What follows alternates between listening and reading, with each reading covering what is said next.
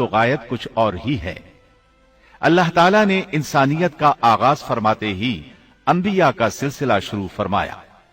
अंबिया और रसूल पै दर पै आते रहे।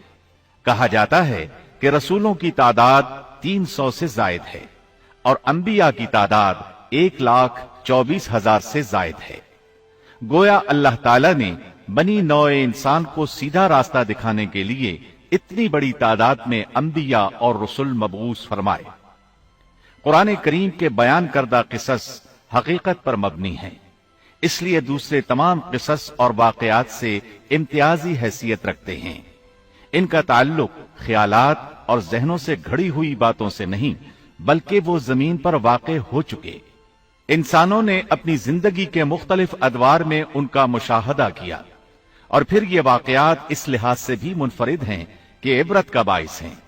कुरान करीम के ये किसस लुत्फ अंदोज होने के लिए हरगिज नहीं सुनाए गए, बल्कि इनसे तो बनी नौए इंसान को सीधा रास्ता दिखाना मकसूद है।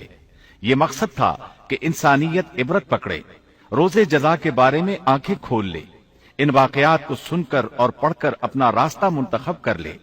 गुज़श्ता अंबिया की उम्मतें जो भयानक जराइम करती रही हैं, उनसे अपना दामन बचा ले। इसीलिए अंबिया के हालात से वाकिफियत अजहद जरूरी है। जब तक हम अंबिया के वाकयात से रूशनास नहीं हो जाते, उस वक्त तक कुरान मजीद तक मुकम्मल रसाई हासिल नहीं कर सकते। कितनी बार सैयदना आदम अलैहिस्सलाम का किस्सा बयान हुआ, कितनी मर्तबा नूह अलैहिस्सलाम का तज़किरा हुआ। इसी तरह मूसा अलैहिस्सलाम और बनी इसराइल का जिक्र आया। फिरौन का वाकया बयान हुआ। मूसा अलैहिस्सलाम और फिरौन का जिक्र तो करीब करीब 70 मकामात पर आया है और मुसलसल किस्सा बयान होता रहता है। कितनी सूरतों का नाम अंबिया के नामों से मंसूब है। लिहाजा जो शख्स इन किस्स से लाइल्म है, वो कुरान के एक बड़े हिस्से से महरूम है। इन वाकयात से रहनुमाई हासिल करने से एक मकसद ये भी है कि दावत इलल्लाह का रास्ता मालूम हो जाए, लोगों को अल्लाह की तरफ बुलाने का ढंग हमें आ जाए। अल्लाह करे हम भी उन लोगों में शामिल हो जाएं जो अल्लाह की तरफ दावत देते हैं। हम भी नेकी का हुक्म करने और बुराई से रोकने वाले बन जाएं।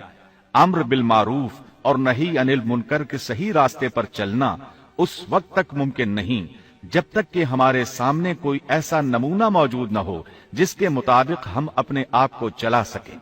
और साफ जाहिर है सबसे अजीम और बेमिसाल नमूना नबी अकरम सल्लल्लाहु अलैहि वसल्लम की मुबारक शख्सियत है।